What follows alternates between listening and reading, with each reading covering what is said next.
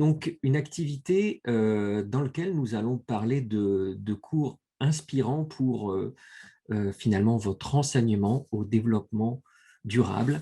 On a appelé ce panel les cas inspirants de cours ou de programmes où le développement durable a pu être abordé de façon originale. Donc, on a mis la barre assez haute et c'est la raison pour laquelle on a choisi des enseignants qui sont en mesure de relever ce défi.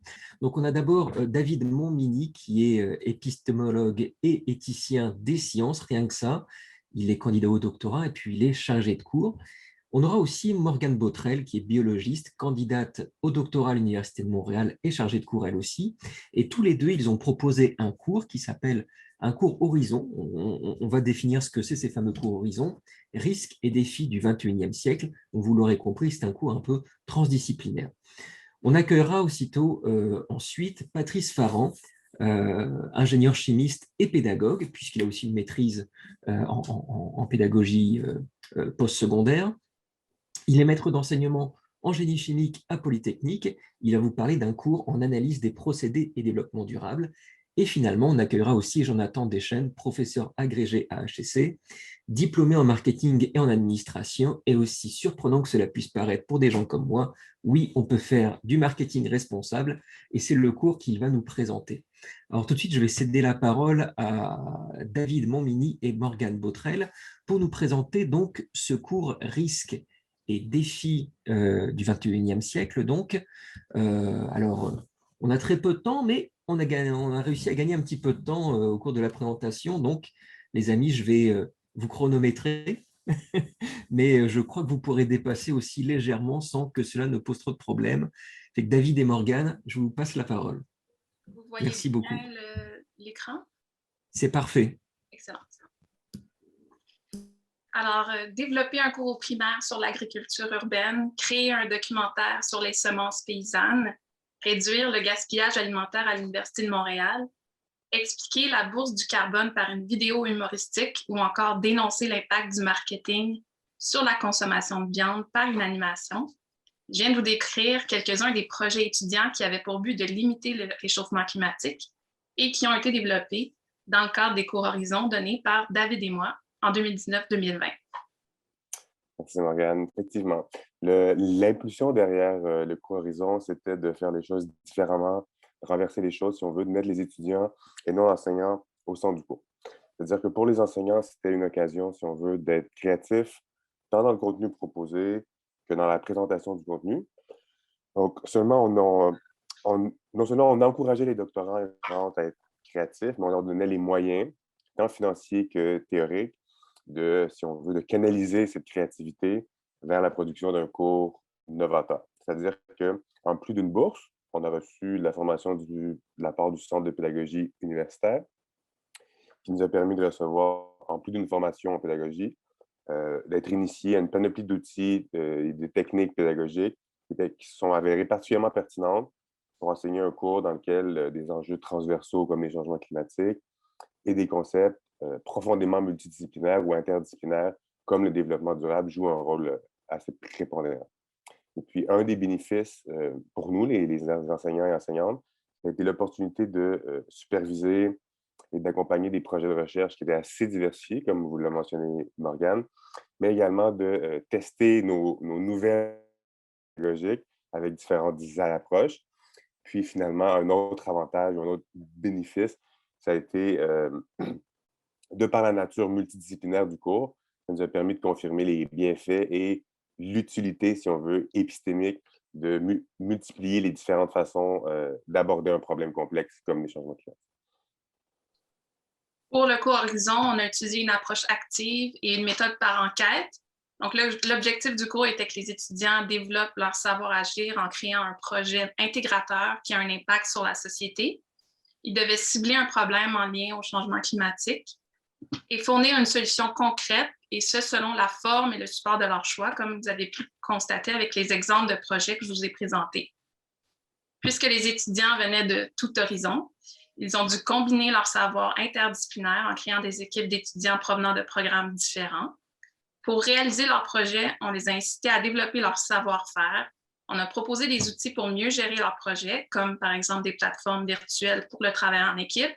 Et et on a conçu des activités spécifiques pour implanter les projets, comme une analyse des parties prenantes. Les étudiants devaient travailler en équipe. On a donc suscité leur esprit de collaboration, leur savoir-être. Et pour nos 2 cours, ça s'est traduit par des règles de conduite et des évaluations de la contribution au travail d'équipe, réalisées à la fois par les enseignants et par les étudiants. Et dans tout ce cheminement, les étudiants étaient responsables de leur apprentissage. Ils étaient au cœur du cours. On leur a laissé la place en prenant un rôle de guide où le dialogue et les rétroactions ont pris une place plus grande par rapport aux explications plus formelles. En tout, je pense que c'est important de dire que le cours Horizon vient d'une donation qui a été faite à la Faculté des arts et sciences, qui s'est transformée en bourse, qui, outre le fait de, bien évidemment, vouloir soutenir les doctorants et doctorantes dans le développement pédagogique, la bourse visait également à créer un cours qui portait sur un enjeu contemporain, dans notre cas, c'est les changements climatiques, qui devait être abordé dans une perspective multidisciplinaire et qui devait être déployé avec une pédagogie innovante. Puis dans notre cas, comme l'a mentionné Morgane, il s'agissait de l'apprentissage par enquête. Donc, dans les faits, le processus consistait à proposer un projet de cours qui se voulait innovant et interactif. Donc, on avait des contraintes pédagogiques, si je peux m'exprimer ici, mais en contrepartie, on était entièrement libre quant au contenu à inclure dans nos cours, dans la mesure où on traitait des changements climatiques.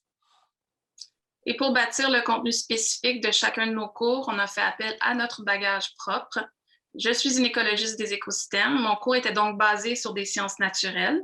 J'ai entamé le cours par des explications sur le climat et les observations physiques et chimiques qui permettent d'établir les causes du réchauffement climatique. Et pour cibler les solutions, j'ai expliqué les grands cycles des éléments et quelles sont les sources humaines des gaz à effet de serre. J'ai ensuite abordé des déterminants historiques et sociaux de l'augmentation des émissions. Et puisque je suis en sciences des systèmes, j'ai aussi favorisé la pensée systémique par des exemples dans tous les thèmes abordés et un cours dédié spécifiquement aux systèmes complexes. En ce qui me concerne, bien, comme mentionné Florent, je suis doctorant en philosophie. Donc, le cours comportait un aspect théorique plus important. Et un des paris du cours, c'était d'utiliser les outils de la philosophie des sciences pour s'attaquer au scepticisme face au changement climatique. Donc, après un peu de logique, pour éviter les erreurs de raisonnement, un peu d'histoire, pour éviter les erreurs du passé, on a vu pourquoi la science derrière les changements climatiques était digne de confiance. Puis ensuite, on a vu, à travers différentes activités pédagogiques, comment utiliser la méthode scientifique pour isoler des problèmes concrets dans une problématique plus vaste, comment cibler les questions précises que pose ce problème concret et enfin, comment utiliser son bagage, tant personnel que celui acquis dans le cadre du cours, pour fournir des éléments de réponse à cette question. Merci beaucoup pour cette présentation. Évidemment, moi, ça me parle. Je travaille sur la pensée critique et puis travailler sur le dénialisme, les arguments utilisés par les dénialistes scientifiques, ça me parle beaucoup. Merci beaucoup à tous les deux. Je vais passer la parole à Patrice Farran, ingénieur chimiste, certes, pédagogue aussi, puisqu'il a été aussi mon prof en pédagogie. Donc voilà, je suis biaisé là-dedans. Patrice, tu vas nous parler donc du cours Analyse des procédés et développement durable, si je ne m'abuse. C'est pas exactement le titre, mais c'est pas grave. Ça a changé depuis, mais c'est vraiment pas grave. Excuse-moi. Il y a pas de... Vous voyez bien mon écran, c'est bon? J'étais un mauvais étudiant. Ah, c'est pas grave. Tu vois mon écran, Florent? Oui, c'est parfait. Parfait. Allons-y. Donc, bonjour tout le monde. Effectivement, je suis ici pour vous présenter un cours que j'ai eu l'occasion de développer qui s'appelle plutôt Énergie et développement durable dans les systèmes informatiques. C'est un cours qui a été développé par le département de génie chimique, mais qui n'est pas offert en génie chimique. Il est plutôt offert pour 2 autres programmes qu'on a à Poly, soit les programmes de génie informatique et génie logiciel. Et comment est né, dans le fond, ce cours-là? On a un référentiel de 12 compétences que l'on développe chez nos ingénieurs. Et il y a une des compétences, la 9e, qui porte sur les impacts du génie sur la société et l'environnement. Puis une analyse de leur programme, des 4 ans de leur programme, ainsi qu'un sondage qui a été fait auprès des étudiants, a révélé que pour eux, c'était très important le développement durable, ça va de soi. Par contre, les occasions de développer le développement durable dans les différents cours de leur programme étaient somme toute limitées. Donc, ils ont voulu bonifier leur programme en ajoutant un nouveau cours obligatoire qui est celui-ci que j'ai eu l'occasion de développer. Pour développer ce cours-là, on avait quand même des défis assez importants comme la taille des cohortes. On parle d'environ 200 étudiants par session, ce qui peut venir, disons, complexifier nos formules de pédagogie active qu'on voulait mettre en branle en classe. Et il y a aussi la motivation. On voulait s'assurer que les étudiants soient bien motivés par tout ce qu'on leur propose. Donc, le cours comme tel commence donc au début de la session avec un questionnaire diagnostique sur leurs connaissances antérieures relatives au développement durable. Donc, on fait un positionnement initial, puis on repasse le même questionnaire à la toute fin pour voir l'évolution des étudiants pendant la session. Donc, ça, c'est un outil assez intéressant pour démontrer l'efficacité de notre cours puis apporter des ajustements, évidemment.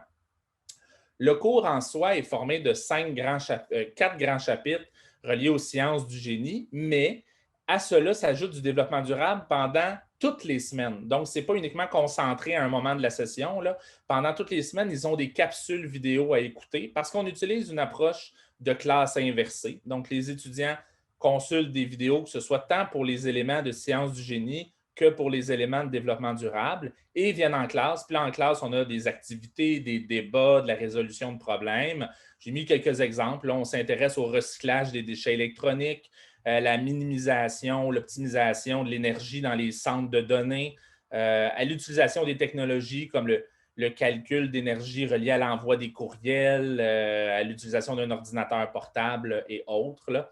Donc, des éléments de génie, mais très, très collés sur l'informatique et le logiciel.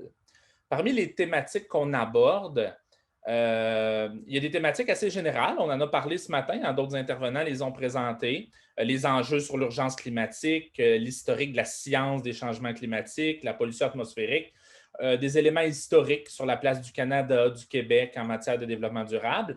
Et on termine, disons, les 5 dernières semaines de la session avec des sujets très, très reliés aux étudiants en génie informatique et génie logiciel. Donc, entre autres, une introduction à l'analyse de cycle de vie dans laquelle on va comparer les voitures électriques, les voitures à moteur à combustion. Ça, c'est le lieu de plein de débats avec les étudiants.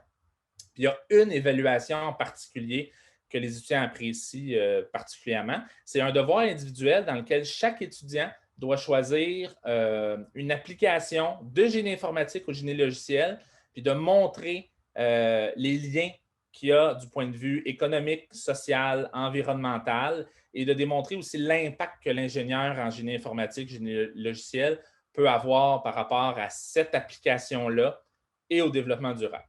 Donc voilà, c'est le cours qu'on a eu l'occasion de bâtir. Merci. Merci beaucoup, Patrice. Et puis, je passerai enfin la parole à Jonathan Deschênes, professeur à HEC, avec un cours en marketing responsable. Jonathan? Oui, j'y arrive. Pas de problème. Bon, est-ce que ça marche? Oui, ça marche. Bon. On le voit très bien. Ouais. Vous voyez bien, oui. OK, très bien.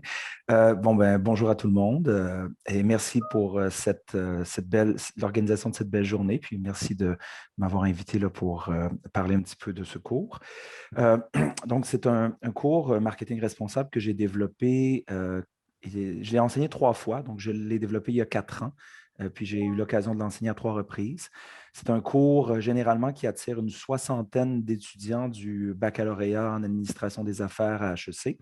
Et c'est un cours de marketing, donc il est offert aux étudiants de marketing, mais c'est un cours à option, donc ce n'est pas un cours obligatoire. Il est aussi inclus dans le cursus de la spécialisation en développement durable du programme du baccalauréat, la micro-spécialisation.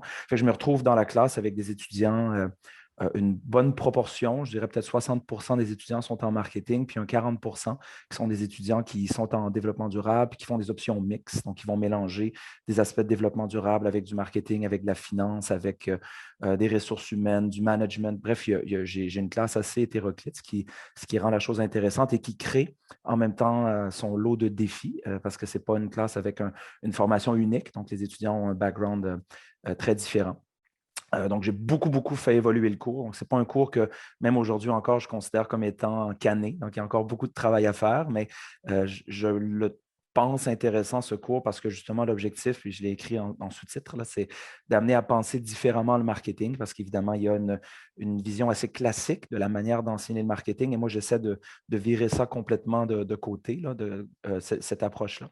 Puis, donc, je parlais peut-être des intentions fondamentales du cours. Qu'est-ce qui motive le développement de ce cours, puis qui éventuellement vient soutenir l'approche pédagogique? Bon, c'est la sensibilisation des étudiants à la base, donc les sensibiliser. C'est très important, évidemment, aux enjeux environnementaux, mais aussi aux enjeux sociaux. Donc, c'est un élément qui est très important. Puis, à l'importance d'intégrer la responsabilité sociale au cœur de la gestion du marketing parce qu'on peut facilement ne pas la penser ou on peut la penser en superficie lorsqu'on développe une approche marketing. Donc, pour moi, c'est important de l'amener au cœur de la pensée marketing. Puis aussi, l'idée du cours, c'est un peu la dimension… Jonathan, Oui? oui, excuse-moi, on ne voit pas ta présentation en ce moment. Hein? On ne voit pas ta présentation en ce moment, Ah, sauf qu'est-ce qui se erreur. passe? OK. Attendez, bizarre. Attends, j'ai partagé, non? Ah bon? C'était pas partagé? Là, est-ce que ça va? Là, oui, c'est parfait. Ouais. Ah, ben je m'excuse. OK, bon, ben bref, vous avez manqué l'animation, puis j'avais une belle animation au début, mais je Mais pense que ton c'est pas propos grave. était très clair. Parfait. Donc, j'ai parlé de la sensibilisation aux étudiants. Merci pour de m'avoir mentionné ce léger détail. Et donc, j'en étais à parler de l'importance de l'approche innovative qui est d'aller au-delà des 4 P, parce qu'on enseigne souvent le marketing basé sur les 4 P, le prix, le produit, la place et la promotion. Donc, l'idée est de sortir de ce cadre un peu structurant pour faire en sorte que on puisse penser différemment, intégrer des thèmes innovants, puis beaucoup miser sur l'humanisation du marketing. Donc, pour moi, c'est un élément qui est très, très important. Évidemment, je parle des notions d'environnement dans le cours, mais je dirais que j'ai pris une tangente davantage centrée sur les aspects humains et les aspects sociaux, parce que je trouve personnellement que dans l'approche du développement durable, on met beaucoup, beaucoup l'accent sur l'aspect environnemental et parfois l'aspect social et arrive un peu en deuxième plan. Donc, pour moi, c'est un élément très important de mettre l'accent sur la dimension sociale. Donc, j'ai 3 grands thèmes dans ce cours, puis je vais terminer là-dessus, dans le fond. Là. Tout d'abord, transformer le gestionnaire. Donc, pour moi, ça passe par le développement de l'individu avant même de penser au développement des pratiques organisationnelles. Donc, je parle, entre autres, dans ce cours-là, de leadership conscient et de mindfulness ou de pleine conscience. Donc, pour moi, c'est des éléments qui sont très importants. D'ailleurs, j'introduis la notion de pleine conscience et même de méditation pleine conscience pour amener les étudiants à réfléchir sur leur esprit, sur leur distraction, sur leurs problèmes qu'ils vivent, pour les aider à être mieux centrés à la fois dans le cours et comme de futurs gestionnaires. Donc, c'est le premier niveau. Deuxième niveau, c'est repenser le plan marketing ou la planification ou la stratégie marketing, donc revoir un peu la manière de faire. Par exemple, passer de la mission à la raison d'être. La raison d'être est un concept fondamental au capitalisme conscient. Donc, c'est un élément qui est très important. Passer des 4 P aux 4 C, évidemment, là, je ne peux pas rentrer trop dans les détails sur quels sont ces éléments, mais c'est transformer les 4 P pour ajouter des dimensions humaines aux 4 P de base. La notion de bonheur, donc c'est inspiré de la psychologie positive, les concepts de bonheur, comment on peut créer de la valeur avec une marque, avec un produit, avec un service, puis de penser fondamentalement au développement du bonheur des individus, puis aussi le thème des organisations guérissantes, comment la marque peut être transformée comme un outil, en fait, peut être utilisée comme un outil de transformation de problématiques sociales. Et comme dernière thématique, c'est transformer la relation entre la marque et son environnement. Donc là, l'environnement, il y a différentes parties prenantes qui s'intègrent à ça. Donc, c'est thématique. Ici, évidemment, je ne peux pas parler de tout, mais les éléments qui m'intéressent sont entre autres la notion de consommateur responsable. Donc, qui est le consommateur, à quoi il s'intéresse par rapport à l'environnement, comment la marque peut s'intégrer par rapport à ça et l'aider à se responsabiliser davantage. Le consommateur vulnérable qu'on oublie aussi toujours. Donc, sortir un peu du consommateur blanc de classe moyenne pour s'intéresser à différents groupes qui sont soit des minorités ou encore des groupes plus grands, mais qui ne sont pas écoutés.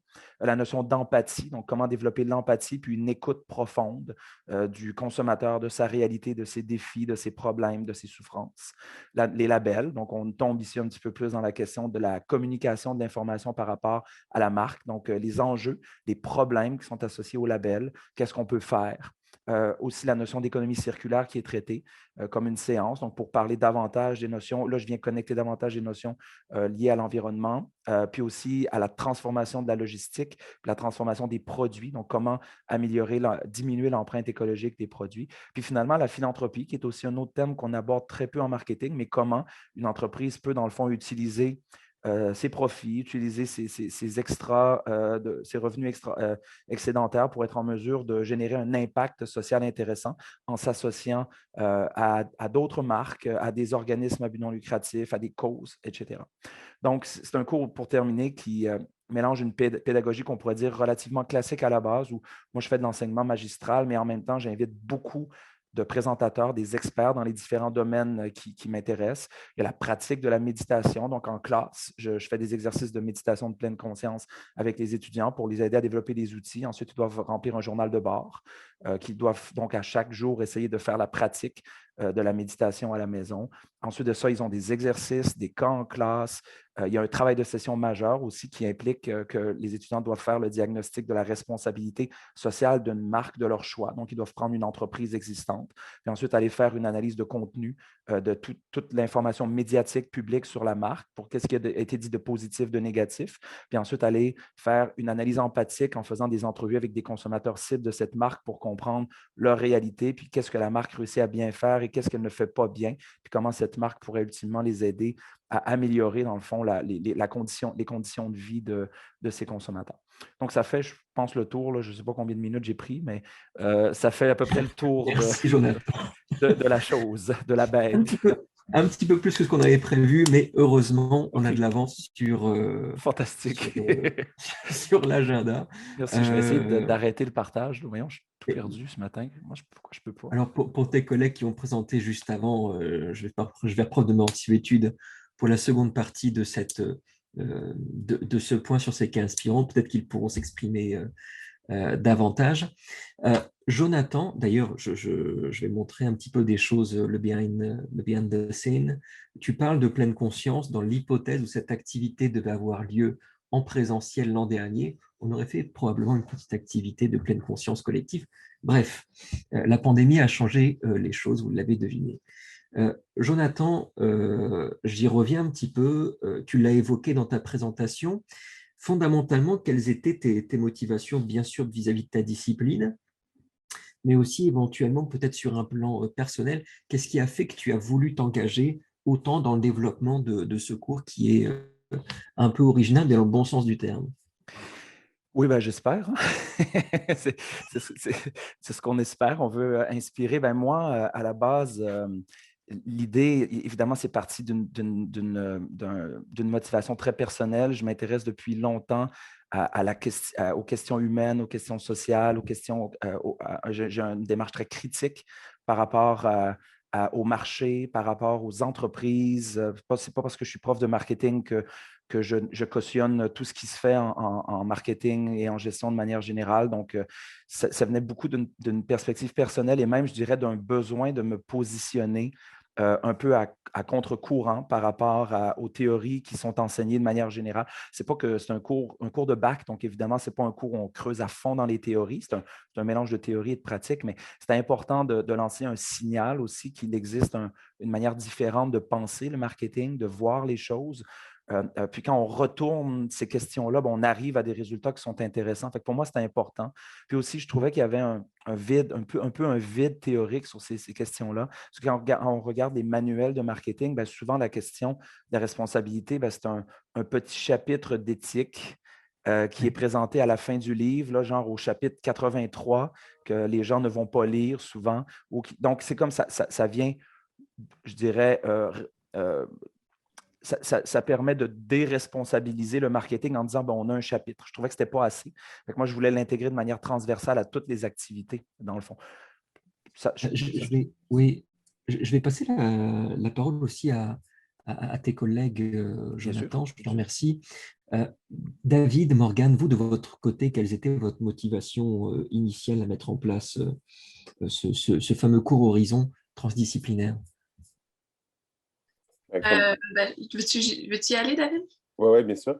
Ben, comme j'ai mentionné, l'incitation première, c'était la bourse, c'est-à-dire qu'on a eu une proposition de bourse. Ouais. Donc, c'était Ça le aide. thème était présenté, il y avait une question assez précise. Bien évidemment, au niveau personnel, je pensais avoir des compétences, je pensais avoir une approche qui pouvait répondre à cette question-là de façon pertinente, intéresser les gens. Donc, c'était assez égoïste, j'ai envie de dire, c'est-à-dire qu'il y avait une bourse, il y avait un thème auquel je pensais pouvoir répondre.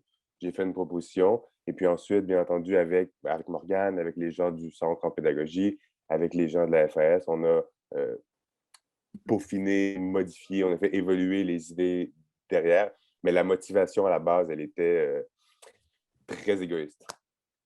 Ouais. Ouais, peut-être je peux rajouter, oui, c'était une bourse, donc c'est un revenu pour nous, mais pour moi, je suis en écologie, donc évidemment, je suis intéressée par le développement durable, mais je dirais que faut pas oublier le pouvoir de l'information, c'est-à-dire d'avoir conscience des enjeux environnementaux. Ben, pour moi, ça me donne une motivation d'en régler, de faire une action. Puis faire cette action-là via l'enseignement, pour moi, c'était quelque chose qui allait de soi. Puis aussi, c'est quelque chose que je veux implanter dans ma pratique à long terme si un jour je deviens professeur.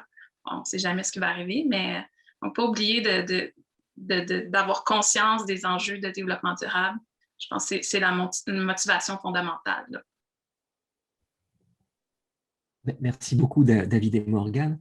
Quant à toi, Patrice, c'était quoi ta motivation initiale mes excuses encore pour ce nouveau cours donc, que tu as développé rapidement? Ben, ma motivation initiale, dans mon cas, c'est plus une demande qui nous a été faite de développer ce nouveau cours-là, mais j'étais bien heureux d'embarquer dans l'exercice et de dire, ben parfait, ça me fait plaisir de développer ce cours-là pour des étudiants pour qui je ne connais pas à la base vraiment le domaine en détail. Puis ça, c'est intéressant aussi pour moi parce que plus j'enseigne le cours, plus j'en apprends sur tous les projets qui sont en mesure de faire. Fait que moi aussi, je retire beaucoup de bénéfices de l'enseignement de ce cours-là. Mais ma motivation, disons, la plus profonde, c'est d'avoir un impact sur les étudiants, c'est-à-dire que je peux leur faire prendre conscience que ce qu'ils font comme projet, ben, ça a des impacts sur l'environnement, sur l'économie, la société et tout ça de façon mélangée dans un même projet. Fait que, entre le début et la fin du cours, on voit une évolution dans la façon de réfléchir des étudiants. Là. Ça ne se limite pas uniquement au génie pur et dur. Il faut voir que dans tes projets de génie, il y a des impacts. Et c'est beaucoup là-dessus. Si on peut résumer le cours, c'est réflexion sur nos impacts. En gros, c'est ça qu'on fait. Puis ça, c'est très motivant de voir tous les débats qui sont super allumés, les étudiants là-dessus. C'est ce que j'allais dire. Je suppose que c'est particulièrement gratifiant pour toi de voir cette progression, cette évolution du côté de tes étudiants. Bon, ça, en tant que pédagogue, on va parler de gratification peut-être externe et puis peut-être que tu en as une aussi plus personnelle aussi là-dedans. Oui, ben c'est exactement ça. Puis effectivement, je disais tantôt qu'on fait passer un petit test au début puis un test à la fin. On voit toute l'évolution des étudiants dans leur conception, dans leur connaissance, mais aussi dans leur préconception, conception du développement durable. Fait que ça, c'est effectivement bien gratifiant. Puis aussi, il y a d'autres conférenciers qui l'ont dit ce matin, c'est un des sujets favoris de nos étudiants. Là, quand on est dans les sciences un peu plus de base, oui, ils écoutent et ils participent, mais dès qu'on ajoute des questions de développement durable. Puis là, il y a des débats, il y a plus de mains qui se lèvent. C'est pas tout le monde qui a le même avis. Fait que c'est super intéressant comme discussion. C'est un sujet qui est très ouvert. Là. Donc, ça, c'est très motivant pour les étudiants, mais aussi pour la personne qui enseigne, de voir que ça les interpelle, tout ce qui concerne le développement durable. Et ton micro est fermé, je pense, Florent. Merci, Patrice. Du côté de ton côté, pardon, Jonathan, qu'est-ce qui pouvait être source de motivation, éventuellement de valorisation de ton côté? On a bien vu que tu avais des convictions personnelles assez solides là-dedans. Oui, ben le fait de pouvoir enseigner déjà, d'avoir cette tribune pour être en mesure de passer des messages différents, c'est extrêmement gratifiant. Mais ce qu'il est encore plus, c'est même si j'ai une classe de 60, c'est les interactions que j'ai avec les étudiants. Parce qu'ils ont à réfléchir, ils ont à visionner des documentaires. Beaucoup dans le cadre du cours, je n'utilise pas de livres, pas de texte. Tout est basé sur des documentaires que les étudiants doivent visionner. Ils doivent me rendre des petits récits réflexifs par rapport à ça. Et ils se livrent beaucoup. Ils parlent beaucoup de leur réalité, même par rapport à la méditation de pleine conscience aussi. Ils ont rédigé un journal réflexif et ils me racontent des choses inimaginables là, pour un professeur. On n'entend jamais ces choses-là de la part de nos étudiants. Donc, ce paradoxe d'être dans un grand groupe de 60, parce qu'HEC 60, c'est beaucoup, puis en même temps d'avoir une proximité avec les étudiants qui parlent de leur développement, de leur réflexion, de leur éveil par rapport à certaines thématiques, c'est absolument fantastique. Merci beaucoup. De ton côté, peut-être, Morgane, est-ce qu'il y avait quelque chose que tu souhaitais partager en termes de motivation personnelle? Ouais, ou qu'est-ce qui a été gratifiant? Oui, tout à fait. Ben, je pense que comme tout le monde, c'est un peu comme tout enseignement, il y a le côté gratifiant de voir les étudiants évoluer, de voir l'éveil, de voir leur prise de conscience. Mais j'ai vu qu'il y avait plus d'échanges avec les étudiants. J'ai vraiment vu qu'il y avait une compréhension de base, mais voir comment mon apport pouvait les aider à mieux comprendre certains concepts, c'était très gratifiant. Voir la diversité des projets. Puis aussi, de mon côté à moi, personnellement, j'ai vraiment grandi à travers ça. J'ai approfondi des notions et les étudiants m'ont appris des choses, puis c'est des choses qui vont m'aider dans mon projet de doctorat, dans ma vie future. Donc, ça aussi, c'était très gratifiant pour moi de voir que c'était des deux côtés que ce cours-là a apporté quelque chose. Merci, Morgane. Je vais te passer la parole aussi, David, concernant la dimension potentiellement gratifiante de faire quelque chose de transdisciplinaire. On a une question sur la transdisciplinarité, on y reviendra tantôt dans le clavardage. Donc, je te pose la question du côté de la gratification, mais aussi éventuellement, je suppose que ça n'a pas non plus été exclusivement une partie de plaisir. Tu as probablement été confronté à des obstacles, des défis. Puis j'aimerais aussi t'entendre là-dessus. Merci, Florent. C'est un peu le même élément, la même réalité, c'est-à-dire le fait que c'était un cours, et là, on va en parler tout à l'heure, mais interdisciplinaire ou multidisciplinaire. Il n'y avait pas de précision. Je sais qu'il existe en études la multidisciplinarité, la transdisciplinarité. Il existe des définitions précises pour ces différents concepts. Dans le cadre du cours, ce que ça impliquait.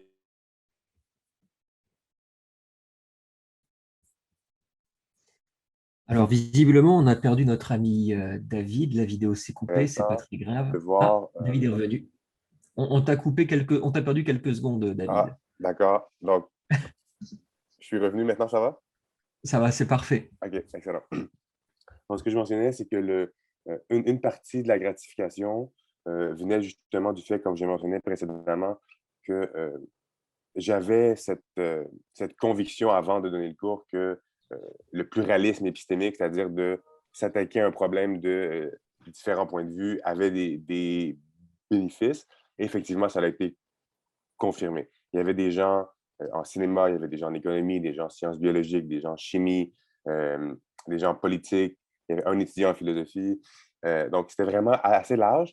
Et puis, les intérêts des gens dans la salle et puis leur façon d'apporter ces problèmes-là et les solutions qu'ils proposaient d'emblée. Il y avait beaucoup de discussions, beaucoup des ateliers en groupe, des présentations devant tout le monde.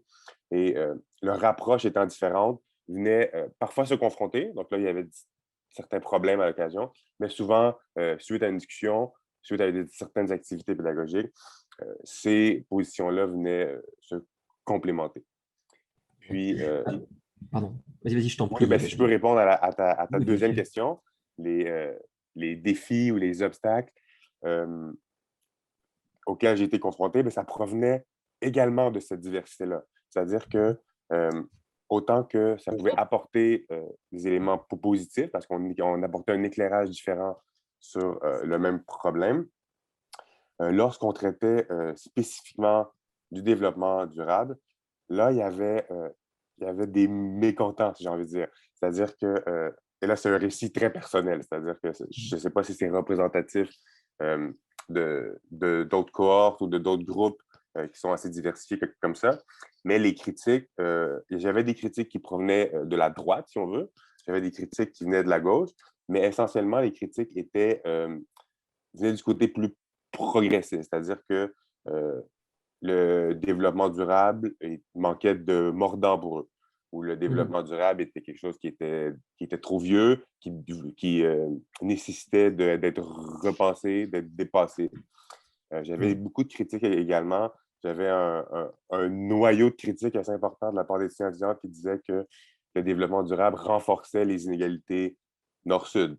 J'avais d'autres critiques qui disaient que il était trop tard, la situation était beaucoup trop critique pour encore parler du développement durable. On avait besoin de nouveaux concepts. Il fallait parler de survivance, il fallait parler de résilience. Puis, il y avait des critiques qui... et là, je m'étais un peu tiré dans le pied parce que j'avais fait une grosse partie au début de logique, d'analyse conceptuelle, de l'importance d'avoir des outils conceptuels rigides. Et puis là, j'avais des critiques qui disaient non, mais le concept de développement durable est bancal en lui-même, c'est-à-dire qu'on ne peut pas avoir du développement et de la durabilité.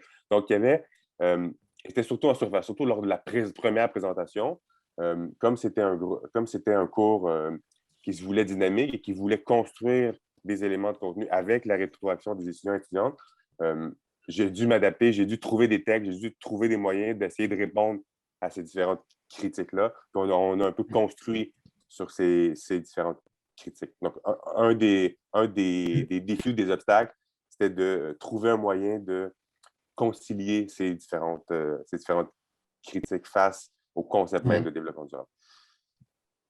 Mais en même temps, tu as développé donc la réflexion critique, la pensée critique, telle que Emmanuel nous en parlait au tout début de la séance. Donc finalement, la boucle est bouclée. Patrice, très rapidement, en une phrase peut-être, je présume que toi aussi, tu as rencontré des défis, des limites, des obstacles d'une nature différente probablement. Je ne sais pas si tu peux nous les partager. Effectivement, de nature différente, contrairement à ce que David racontait, nous, c'est peut-être un peu plus homogène dans la pensée. C'est-à-dire qu'on a moins de critiques de la part des étudiants sur les principes là, qu'on est en train de discuter avec eux. Nous, c'est plus pratico-pratique, là, taille de groupe, parce que le développement durable, c'est un excellent outil pour faire des débats puis ouvrir à la discussion. Fait que, pour faire des débats, si on est 100, une centaine d'étudiants dans la classe, c'est assez compliqué. Fait que c'est vraiment plus au niveau de l'application pratico-pratique en salle de classe que les défis se sont posés, là. Merci beaucoup, Patrice. Et pour conclure finalement un peu ce tour de table, je vais me tourner du côté de Morgane et vous pourrez évidemment rebondir sur ses propos. Qu'est-ce que vous pourriez donner comme conseil, comme idée, comme suggestion, comme partage de connaissances, comme récrimination éventuellement à vos collègues s'ils souhaitent s'investir comme vous dans le développement d'aspects développement durable très importants dans leur cours pour que ce soit une réussite, pour qu'ils puissent vraiment tirer parti de votre expérience personnelle? Pour moi, je pense qu'il y a 3 aspects. D'abord, je suis en environnement, donc souvent, on voit le côté très négatif de à quel point on a détruit l'environnement, mais je pense que c'est une réflexion qui est vraie pour différents enjeux sociaux, comme les inégalités, par exemple. Donc, souvent, on voit le négatif, puis on est pris avec ça, puis on ne veut pas faire action, on croit que c'est peine perdue. Donc, peut-être présenter le positif ou les opportunités tenter de régler ces problèmes-là, avoir une nouvelle façon de faire. Donc, montrer le positif pour que les gens soient tentés vers une prise d'action. Ensuite, je dirais de ne pas oublier qui on est quand on implante le développement durable dans notre cours. Dans mon cas, par exemple, j'ai peut-être pêché par excès, ce qui est, je pense, tout à fait typique pour quelqu'un qui fait un cours, mais toujours penser à d'où on vient et c'est quoi notre perspective pour l'enseigner. Donc, par exemple, moi, j'ai abordé plusieurs thématiques, peut-être un peu trop. J'aurais peut-être dû me concentrer sur mes forces, sur donc une thématique qui s'appliquait à l'ensemble de mon cours. Dans mon cas, c'était l'analyse des systèmes complexes et qui était aussi une thématique qui était interdisciplinaire et qui allait apporter beaucoup de choses à tous les participants. Donc, jamais oublier qui on est. Et je pense que pour le développement durable, il y a une nécessité d'aller vers un enseignement qui est actif. Donc, d'aller vers des projets, des choses concrètes, des discussions en classe et de ne pas hésiter à faire confiance aux étudiants. Ils sont rendus à l'université, ce sont des personnes autonomes. Donc, leur laisser la place Puis, je pense que ce seraient mes 3 conseils généraux. Merci beaucoup. Jonathan, David, Patrice, peut-être une réaction? Jonathan, la parole est à toi. Oui, j'ajouterais à ça que je pense aussi que c'est important dans l'enseignement de cours comme ceux-là de bien s'entourer puis de ne pas hésiter à aller chercher de l'aide et de l'expertise. Donc, c'est une chose que moi, je fais dans le cours, là. J'invite des conférenciers qui sont des experts dans les domaines parce qu'évidemment, on n'est pas expert dans tout ce qu'on enseigne et parfois, ça peut être un outil de légitimité très intéressant. Donc, pour amener les étudiants à avoir une perspective différente et de voir un expert dans le domaine.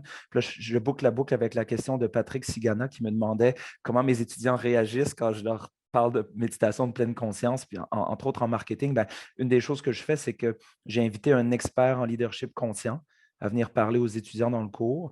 Puis ensuite, moi, j'utilise ça, je récupère cette idée pour parler d'un des 4 piliers du leadership conscient qui est la maîtrise de soi. Donc, comment on peut développer des outils pour éventuellement développer une meilleure maîtrise de soi et de ses émotions. Fait que c'est de cette manière-là que je réussis à le faire. Puis de manière générale, les étudiants réagissent bien. Évidemment, il y a toujours 2 ou 3 sur 60 qui vont m'écrire des commentaires critiques, mais je les invite à le faire. Puis je leur dis, si vous n'êtes pas d'accord, si vous n'aimez pas cette idée, bien, prenez votre espace pour en parler puis justifier pourquoi. Donc, ça passe bien. Merci beaucoup. Patrice, peut-être? Ben, moi, mon conseil, ce serait foncer, dans le sens que je pense qu'on est capable, dans tous les cours, d'intégrer du développement durable. Effectivement, c'est pas tout le monde qui a l'expertise nécessairement pour le faire. On peut sentir un certain inconfort, mais il y a tellement de ressources disponibles. Puis avec la boîte à outils, ce matin, on a vu des super beaux exemples de ça. Comme Jonathan disait, d'inviter des conférenciers ou même de demander à vos étudiants de produire eux-mêmes du matériel dans le cadre du cours, comme ce qu'on a entendu de David et de Morgane. Je pense que dans tous les cours, on est capable de foncer et d'intégrer tranquillement à chaque session un peu plus de développement durable. Merci beaucoup. David, peut-être pour conclure, Ouais, ben, une intervention qui là, c'est restera dans vraiment l'histoire. encore dû à mon expérience personnelle. Mais une des choses que j'ai l'impression qui a bien fonctionné, ça a été d'être très transparent. C'est-à-dire que de reconnaître que oui, bon, il peut avoir des faiblesses au concept, mais le fait que le concept peut être vu comme étant vague, ben, ça peut être une de ses forces également. C'est-à-dire que les contextes dans lesquels on applique le développement durable sont multiples, sont divers. Donc, le fait d'avoir un concept qui est assez large permet son application. Et le fait de le voir aussi comme un cadre normatif, par exemple, ou comme un cadre qui aide à la prise à la décision, peut permettre de, justement, le rendre utile. Donc, ce n'est pas parce qu'un outil est imparfait ou est perfectible que ce n'est pas un outil qui est utile et dont on ne pourrait pas faire la promotion, tout simplement.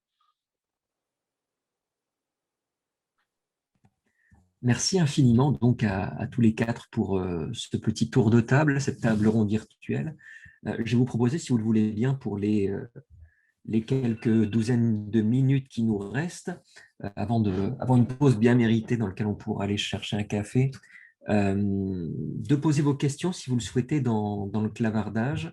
On va les prendre de façon chronologique. Il y a une première question en fait qui a été posée concernant la question d'interdisciplinarité, transdisciplinarité, multidisciplinarité.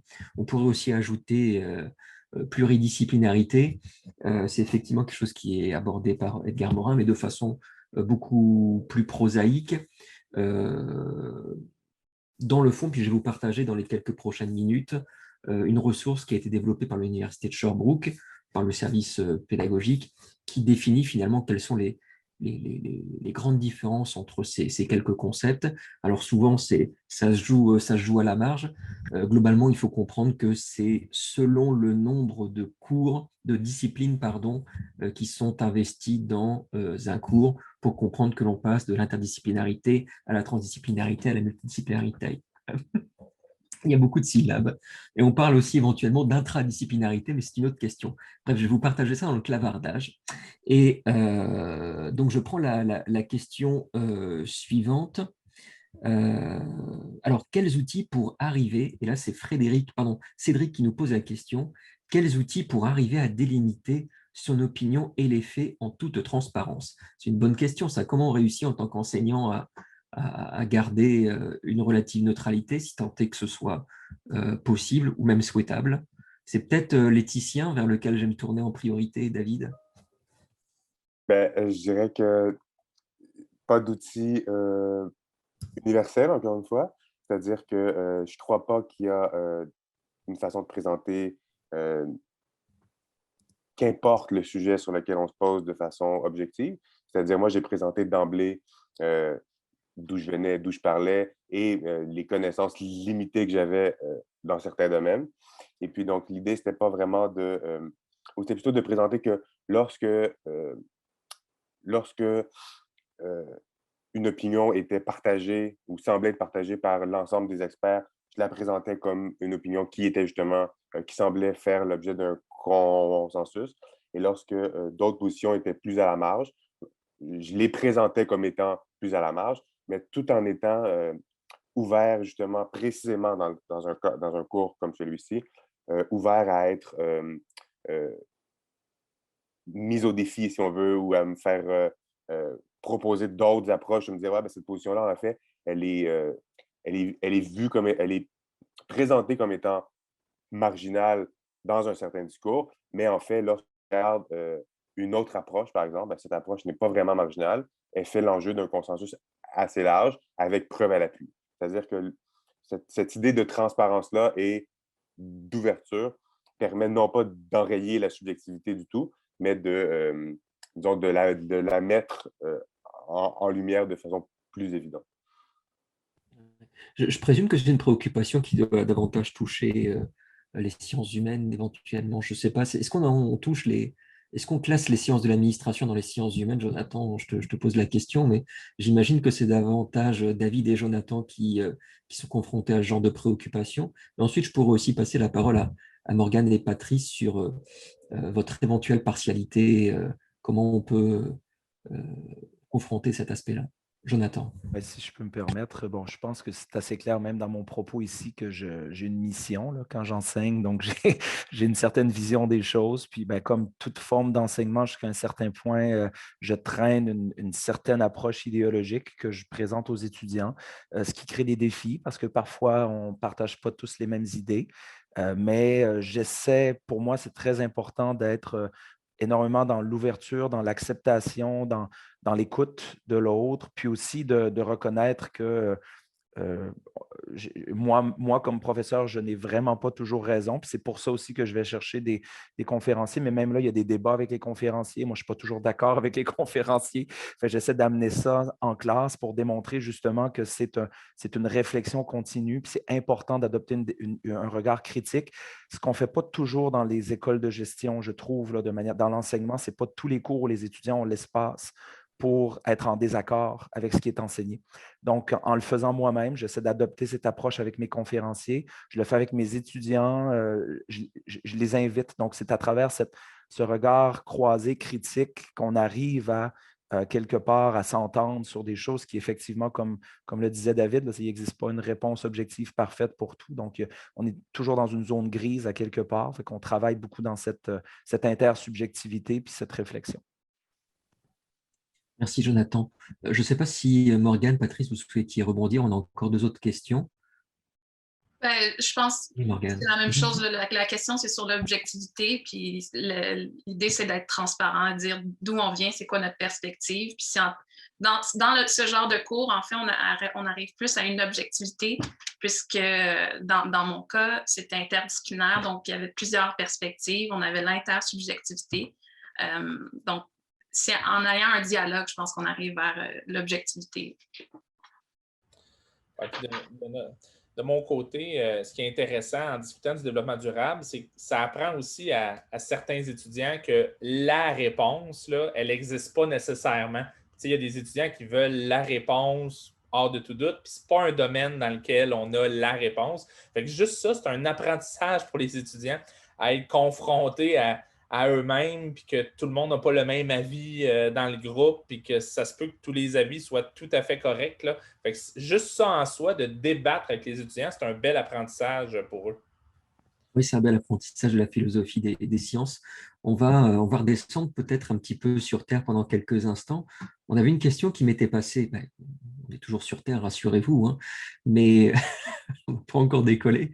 Mais on avait une question que j'ai laissée passer tout à l'heure, mes excuses.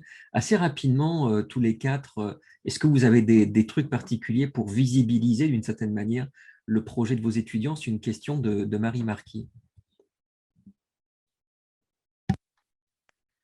Dans le cas des co-horizons, je pense qu'à la base, il y avait une idée de faire un colloque à la fin où tout le monde allait partager les projets. Donc, puis on était quand même accompagné par la Faculté des arts et sciences pour visibiliser, donner de la visibilité au projet. Là, avec la pandémie, ça a été un peu bousculé. Mais il y a un site Internet, il y a un Twitter aussi. Donc, il y a différents outils pour diffuser les projets qui ont été produits.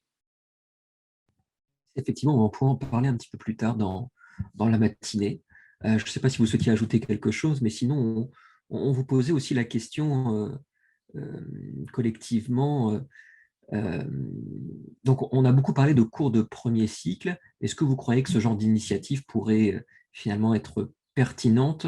Donc, les cours interdisciplinaires au deuxième, au troisième cycle. Voilà, donc est-ce que ce serait pertinent? Est-ce qu'on pourrait faire ce genre de choses, y compris en génie, y compris en marketing? Et quels seraient les enjeux auxquels on pourrait être confronté? Est-ce qu'on pourrait imaginer un mariage des travaux de Morgane et de Patrice, pourquoi pas, ou de Jonathan et David, à la maîtrise au doctorat? Ben, pour moi, c'est encore plus facile d'envisager ce genre de cours au deuxième cycle. En fait, je trouve qu'une des difficultés, peut-être qu'on n'a pas mentionné, c'était de intéresser les étudiants de premier cycle. Ils ont un horaire très chargé. Puis souvent, les étudiants au deuxième cycle sont plus flexibles. Ils ont leur propre projet. Ils ont un intérêt qui est très fort. Donc, j'irais utiliser leur propre projet de recherche, puis le mettre dans le cours, puis voir peut-être comment ça se rattache au développement durable, comment ils peuvent l'appliquer à quelque chose de plus concret. Donc, je pense qu'il y a beaucoup de choses à faire avec les étudiants au deuxième cycle. Oui, j'abonde dans le même sens que Morgane. Ça pourrait effectivement être des cours vraiment intéressants, multi-institutions, dans lesquels un étudiant, oui, a son projet dans lequel il réfléchit tout le temps, mais d'élargir ses horizons avec des experts de l'UDM, des étudiants de l'UDM, des étudiants d'HEC, des étudiants de Poly, ça permet de bonifier ton projet puis de penser probablement à des impacts auxquels toi-même tu n'avais pas pensé n'ayant pas l'expertise. Je pense que ça pourrait être des très, très bons cours, autant au niveau du deuxième que du troisième cycle. Pour trianguler des sujets, il y a notamment un projet actuellement qui se fait sur le sommeil avec des questions sur l'environnement dans lequel la personne évolue, mais aussi des dimensions de nutrition, mais aussi des dimensions médicales. Bref, c'est vraiment effectivement très riche. Ça peut se faire très, très bien à la maîtrise. Ça ferait des séminaires extrêmement riches. Clin d'œil appuyé si vous voulez vous lancer vers ce genre de choses. Jonathan, David, il nous reste peu de temps avant la pause, mais peut-être que vous souhaitiez aller plus loin dans cette réflexion. Moi, j'avais répondu rapidement. Je disais que ça pourrait être une des choses qui pourrait être intéressante si ce genre de cours existait au cycle supérieur, c'est qu'on pourrait justement, je pense, approfondir les projets. C'est-à-dire que les compétences sont probablement plus riches chez les étudiants et étudiantes au cycle supérieur. Donc, les projets pourraient être soit à plus long terme, c'est aller sur vraiment, dès le début de la session, on établit un projet puis on l'amène plus loin. Et je pense qu'il y a cette volonté, un peu comme l'a mentionné Jonathan, il y a cette volonté de pousser un projet, de vraiment le mettre en branle, le déployer en société de façon plus explicite quand on est rendu au cycle supérieur. Donc, je pense que ça pourrait être vraiment très, très intéressant. Sur au niveau administratif, je pense que ça serait peut-être plus difficile, mais non, c'est un projet qui... je serais intéressé de voir comment ça pourrait se mettre en branle, certainement. Merci beaucoup. Jonathan, peut-être pour conclure. Oui, ben c'est ça. Moi, je le fais à la maîtrise déjà par la bande, même quand je ne peux pas enseigner officiellement des enjeux en développement durable. Parfois, on a des cours où on a la chance de pouvoir imposer des travaux, des mandats de classe. Puis dans ces cours-là, je vais toujours m'assurer d'associer le mandat à des organisations sociales, des organisations environnementales, pour faire en sorte que tout ce que les étudiants vont produire va les amener à développer minimalement en filigrane une réflexion sur des enjeux de développement durable, même si conceptuellement dans le cours, on ne va pas toujours traiter de ces idées, mais les travaux longs, la réflexion, les démarches que les étudiants vont faire dans le cadre de ces cours de deuxième cycle va être minimalement quelque chose qui va les sensibiliser.